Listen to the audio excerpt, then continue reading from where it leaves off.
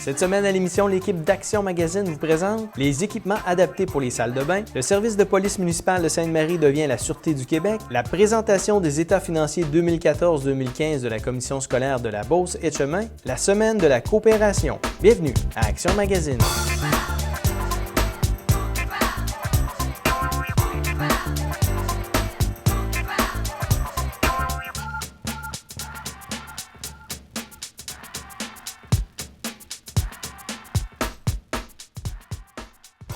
Je reçois Joanne Labbé de la Bibliothèque Honorius Provost. Bonjour Joanne. Bonjour Sylvain. Joanne, parle-nous d'une activité, le monde de Madame Si. Oui. Qu'est-ce que c'est? À la bibliothèque, le monde de Madame Si, c'est un genre d'heure du conte. Alors, on intéresse les gens âgés entre 7 et 9 ans et aussi on a des groupes plus jeunes, donc du 4 à 6 ans. C'est des contes reliés avec le monde entier. Donc, il y a des destinations du monde qui sont traitées à chaque rencontre. Donc, la prochaine rencontre pour les 4-6 ans, c'est samedi, le 14 novembre. Il faut s'inscrire à la bibliothèque pour assister à ces rencontres-là. Et la prochaine aussi pour les 7 à 9 ans, c'est jeudi, le 12 novembre. C'est en soirée. Donc, on appelle à la bibliothèque pour s'inscrire. Oui, il faut être abonné à la bibliothèque et il faut s'inscrire d'avance à ces activités-là. Oui, le monde de Madame Si. Tu parles de s'abonner à la bibliothèque. On n'en parle pas souvent, mais est-ce que c'est ouvert à tout le monde? Oui. Oui. Alors, tout le monde peut s'abonner à la bibliothèque. Okay. C'est gratuit pour tous les résidents de Sainte-Marie. Et les gens de l'extérieur, c'est 35 $, un abonnement annuel. Parfait.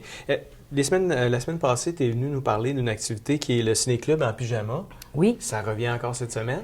Ça revient à la fin du mois de novembre. Donc, on a une autre projection le 26 novembre pour le film Handboy. Alors, comme on disait, c'est pour les 4 à 12 ans, accompagnés d'un parent au besoin. On sert le popcorn. C'est pour visionner un film entre amis. Et ça va faire plaisir à mon fils parce qu'il l'écoute en boucle à la maison. Ah, ben il est bienvenu!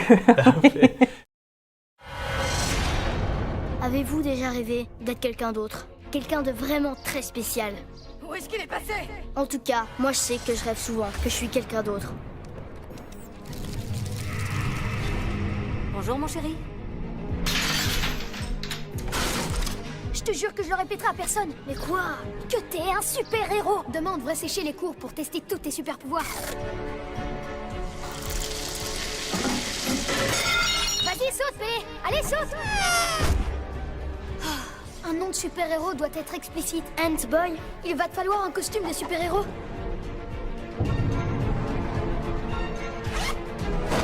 Regardez! Allô? Tu pourrais acheter du lait en rentrant? J'ai pas le temps là, maman. Je me présente, je suis la mouche. Et comme toutes ces saletés d'insectes, il est très difficile de se débarrasser de moi. Mais toi, tu peux la sauver, non? Moi? Bah ouais. C'est ta mission de faire ça. Je t'accompagne. C'est beaucoup trop dangereux. Les filles, ça gâche toujours tout. Ce cher Handboy.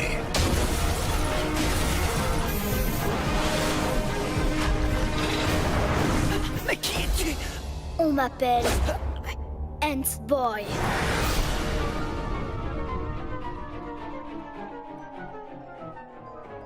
Joanne, il y a un autre film aussi en décembre. Oui, on a l'Université des monstres cette fois-ci. Donc, tout le monde est bienvenu à venir écouter le film en mangeant son popcorn. Merci beaucoup, Joanne. Université des monstres, quelqu'un descend? Je suis officiellement étudiant à l'université! J'ai rêvé de ce jour toute ma vie. Ah, je pourrais enfin être une terreur. Salut tout le monde, c'est moi qui vous guiderai pour cette séance d'accueil en cette magnifique journée. Hé, est-ce que tu veux faire de l'impro? C'est pas vrai! Je peux pas être en retard le premier jour!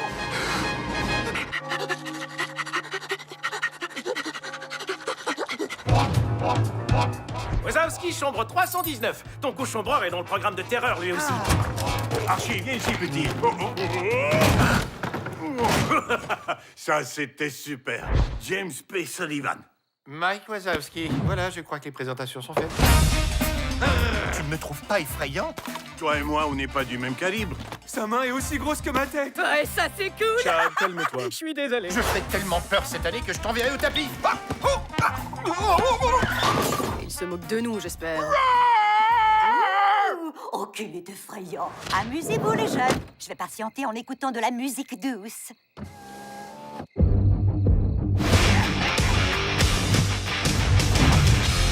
La réponse est C. Un bol rempli d'araignées. C'est exact. Je vais lui faire mordre la poussière à ce monsieur, je sais tout. La valeur d'un monstre se mesure à sa capacité d'effrayer. N'y entrez pas, c'est dangereux. Mais qu'est-ce que vous fabriquez là? Je retournerai pas en tôle. Allez, courez. Ceinture bouclée? C'est fait, démarre. Est-ce que quelqu'un voudrait une gomme? Allez, fort. T'es une vraie montagne couverte de poils. Je ne fais jamais d'exercice. Moi non plus, d'ailleurs. Je voudrais pas devenir trop musclé. Cette chronique est une présentation de Ville-Sainte-Marie pour la vie. Cette semaine, on parle de sécurité dans nos salles de bain avec Marie-Claude Duquette de Magistère. Bonjour, Marie-Claude. Bonjour, Sylvain. Donc, c'est important que les salles de bain soient sécuritaires. Tu as plein d'accessoires que tu peux suggérer aux gens. Par quoi on peut commencer, dans le fond? Peut-être pour parler de la toilette? Pour la toilette, ben oui, souvent, on va surélever la toilette parce que c'est plus facile de se lever. Beaucoup de gens ont de la difficulté de se lever de la toilette, s'asseoir aussi. Ils vont comme tomber sur la toilette. Donc, on va surélever. Là, ici, j'ai un 2 pouces, mais on peut avoir 4 pouces, on peut avoir 6 pouces. On peut avoir avec couvercle, sans couvercle, avec appuie-bras, sans appuie-bras. Donc, on peut avoir toute la gamme de produits. Puis les bras, ben, on peut les avoir à part aussi. Maintenant qu'on a acheté un siège de toilette, à ce moment-là, on n'avait pas besoin de bras. Bien, plus tard, on peut acheter les bras. Donc, différents modèles adaptés à chaque personne, chaque grandeur et chaque toilette aussi.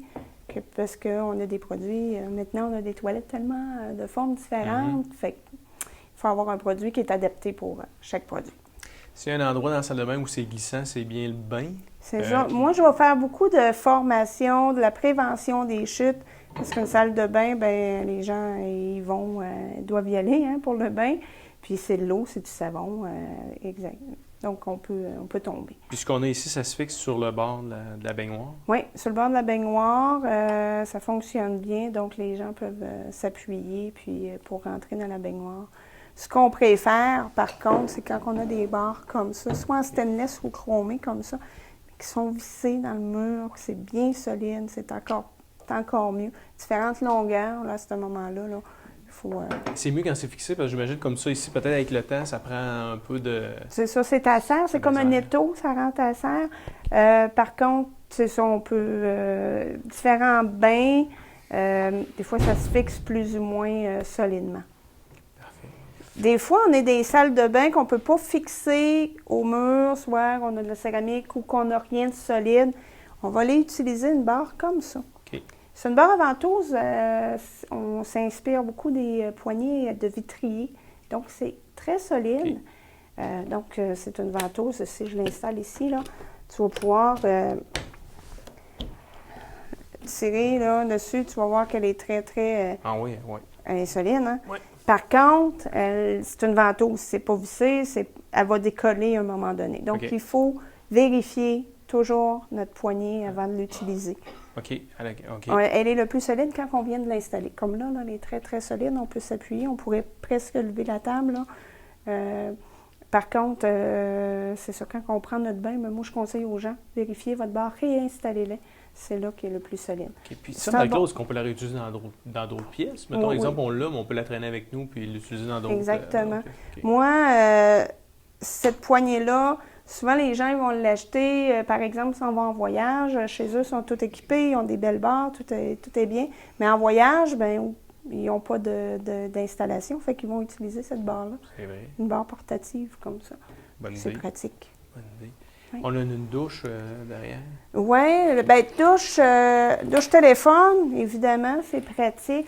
Ce qui est bien, ce qui est important à vérifier dans une douche téléphone, c'est que le tuyau, là, le tube, soit très, très long. Ici, il y a 7 pieds. OK. Parce que souvent, les gens vont l'utiliser quand ils sont assis sur un petit banc. Il en manque un petit bout. Il en manque un petit bout. Donc, puis, vois-tu, celui-là, il est très souple.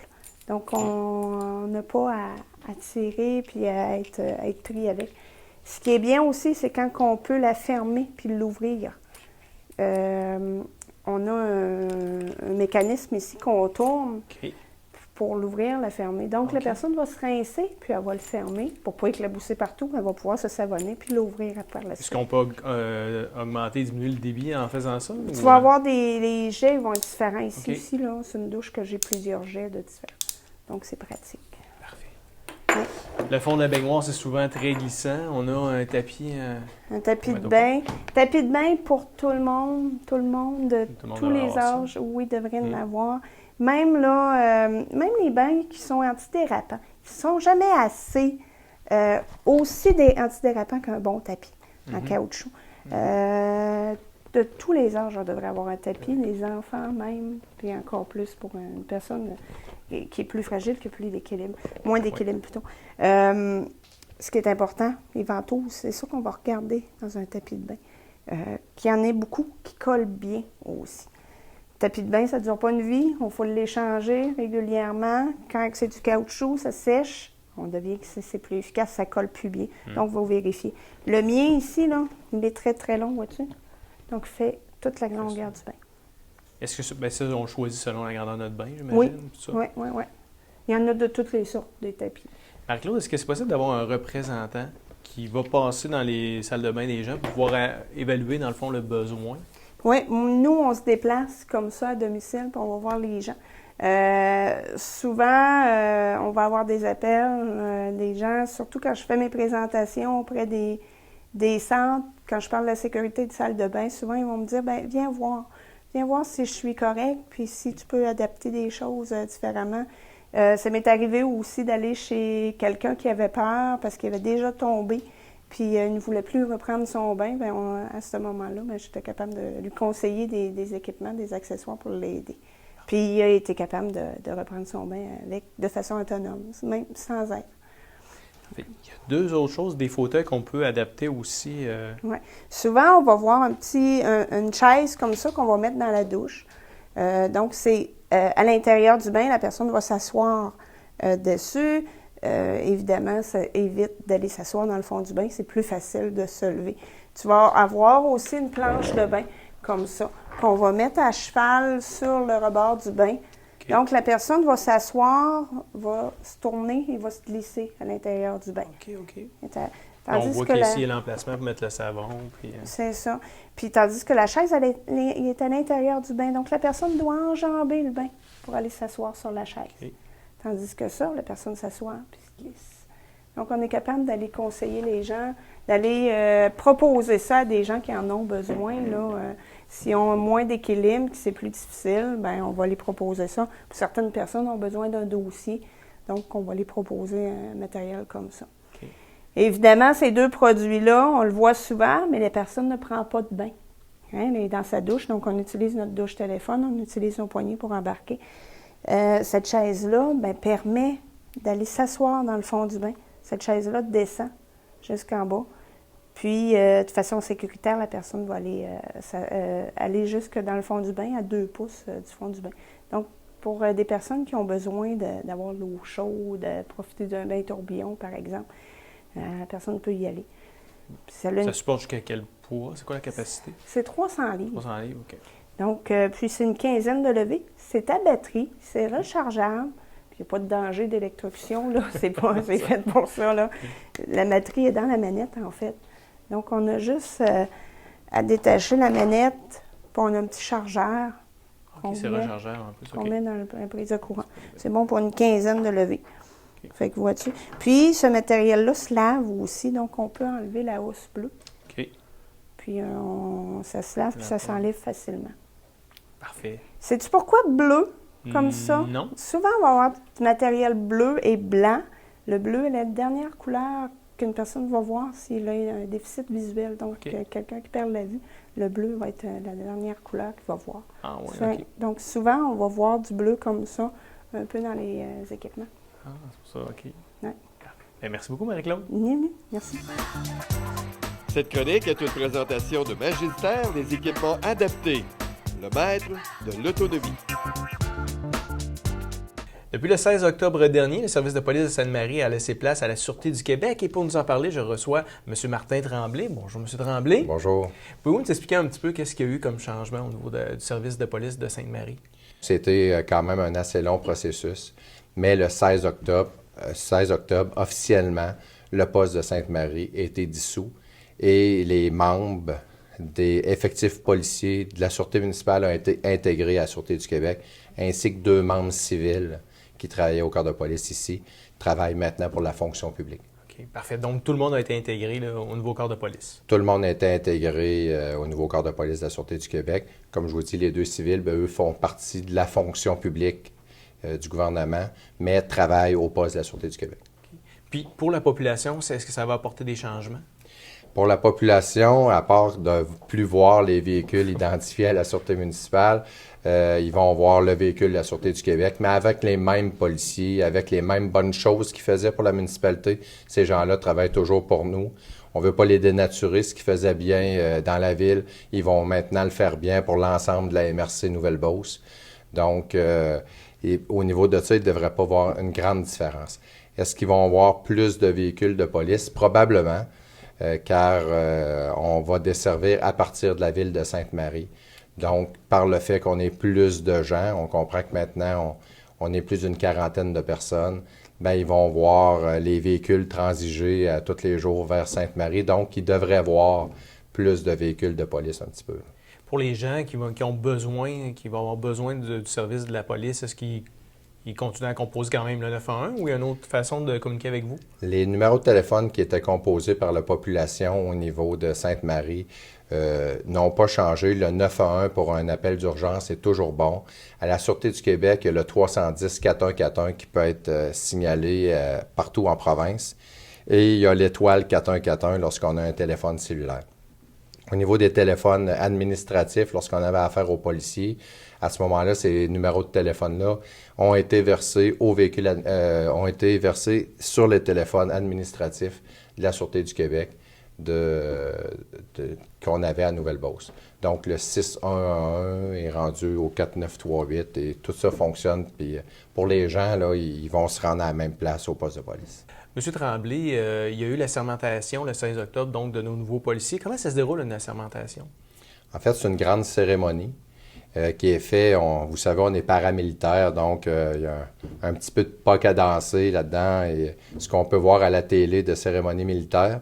Donc, c'est une cérémonie qu'on assermente les policiers où est-ce que les membres de leur famille sont présents et où est-ce qu'on a aussi des invités spéciaux. Il y avait la ministre Dominique Vien qui était là, d'autres représentants au niveau du Parlement également.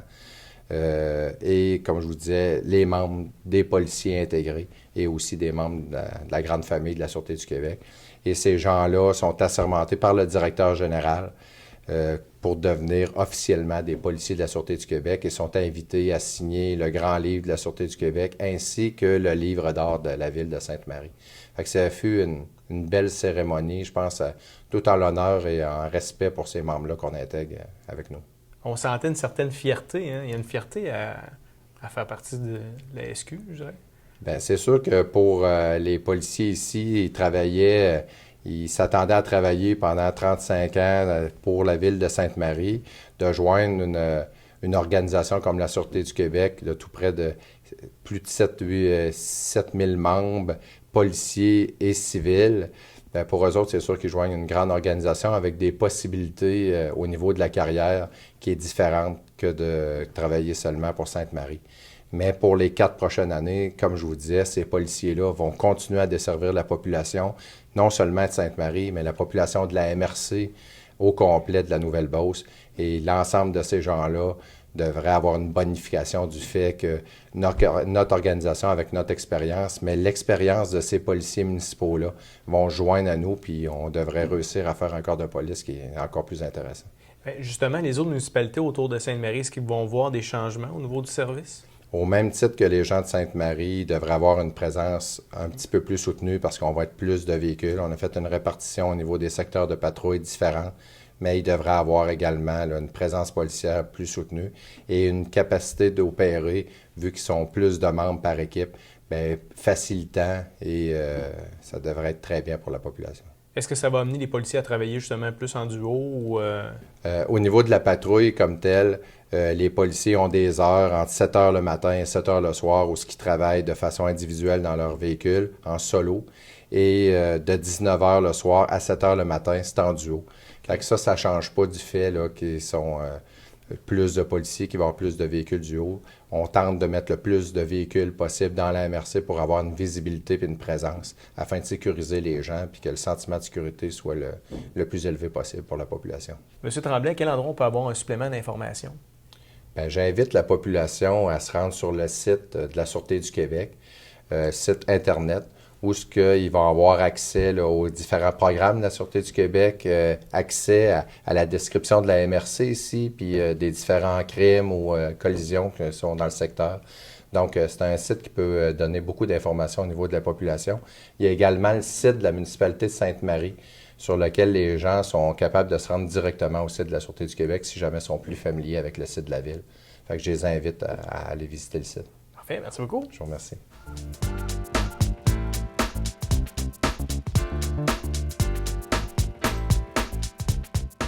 Le 28 octobre dernier, on s'est déplacé du côté de la commission scolaire Beauce-et-Chemin. Elle faisait la présentation des états financiers 2014-2015. Je crois que, comme à l'habitude, il y a lieu d'être fier de la façon dont les fonds de la commission scolaire ont été gérés cette année, dans un contexte qui n'était pas facile. Nos états financiers se soldent par un surplus de 17 500 $, ce qui représente à toute fin pratique une situation d'équilibre budgétaire. Quant au surplus accumulé de la commission scolaire, il a été porté à 17 345 000. Cela peut paraître beaucoup, mais si on enlève la valeur des terrains et celle des provisions pour les avantages sociaux futurs de nos employés, il ne nous reste plus qu'un surplus disponible de 1 092 000, ce qui représente un peu plus de 0,5 % du budget annuel de la CSBL. La commission scolaire a atteint l'équilibre budgétaire en dépit de compressions importantes qui totalisaient 2 900 000 pour l'année 2014-2015. Les commissaires ont adopté des orientations responsables en ce qui concerne l'utilisation des fonds publics, tout en prenant les décisions qui affectaient le moins possible les services aux élèves. Je reste convaincu qu'un conseil formé d'élus est la meilleure instance pour représenter la population quand vient le temps d'établir les priorités budgétaires. Mais malgré toute notre bonne volonté, il n'était pas possible d'effectuer ces compressions sans toucher aux services aux élèves. Au cours des dernières années, nous avons en effet dû absorber des compressions récurrentes de plus de 14 800 000 et nos frais d'administration sont déjà très bas. Il faut bien sûr protéger les services aux élèves, mais si on coupe les ressources qui permettent à la commission scolaire de bien se gérer, les services aux élèves s'en ressentiront tôt ou tard. Donc, comme à l'habitude, je profitais de cette présentation pour faire un état de situation sur les investissements immobiliers de notre commission scolaire, mais auparavant, j'aimerais vous apporter quelques précisions concernant nos résultats. Donc, comme M. Lecourt vous l'a mentionné, l'année 14-15 s'est soldée par un surplus de 17 500 $.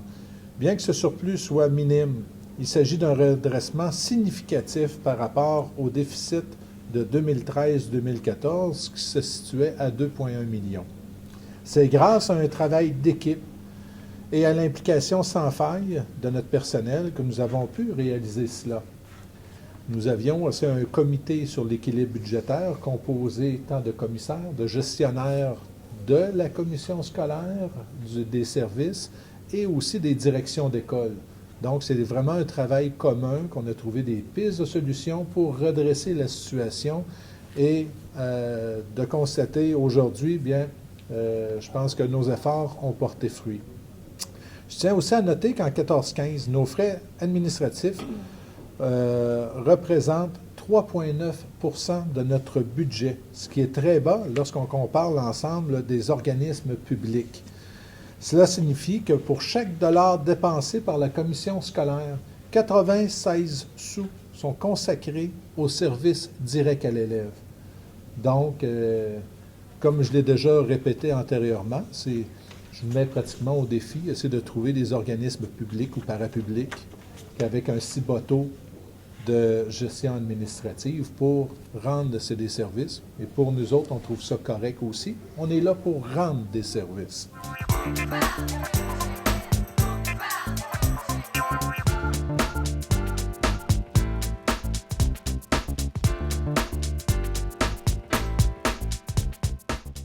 Dernièrement avait lieu la semaine de la coopération. On a voulu connaître le point de vue d'une coop. Alors, on a rencontré une représentante de chez Unicoop.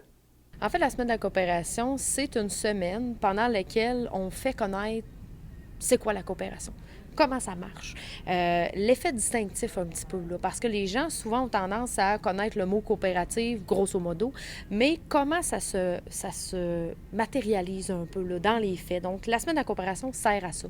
Sert aussi à montrer le caractère humain. Donc, comment on se distingue et, je vous dirais, les caractéristiques du mouvement à proprement parler.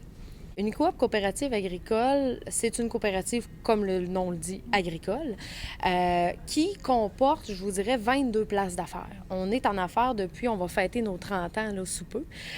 Puis, on a différents domaines, secteurs d'activité. Donc, oui, on est de la terre, en fait, nos racines, c'est le domaine agricole, mais par la suite, c'est qu'on a étendu un petit peu notre secteur d'activité.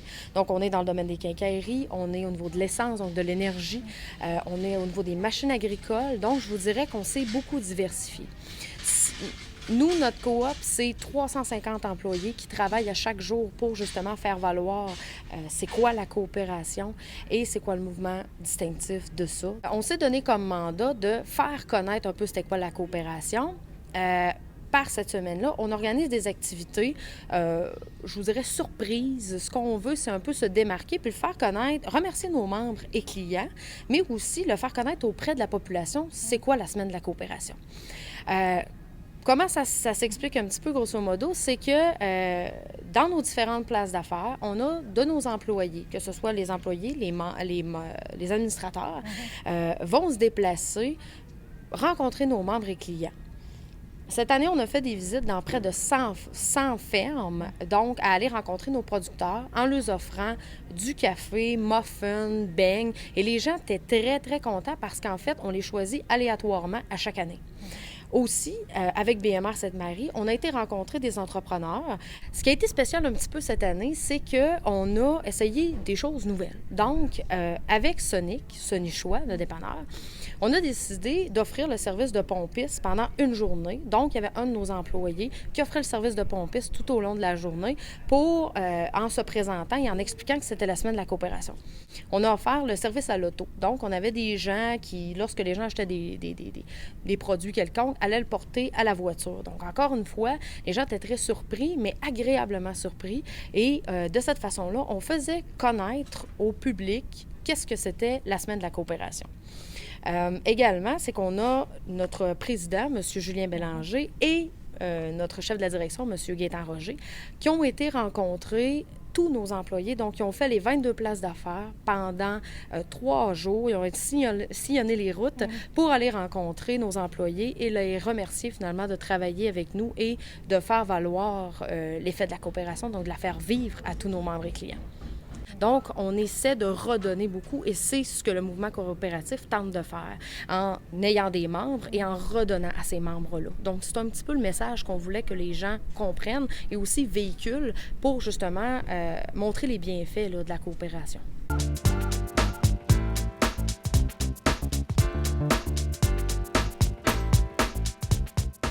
Voilà, c'est ce qui conclut l'émission de cette semaine. J'espère que vous avez apprécié. Je vous rappelle, si vous voulez avoir la chance de peut-être remporter le prix de 3 mois de service télé de base de chez Câble Action, vous devez aller cliquer « J'aime » sur la page Facebook et faites-le le plus rapidement possible parce que le concours se termine le 1er décembre prochain. On se laisse sur des images du prochain film des Grands Explorateurs.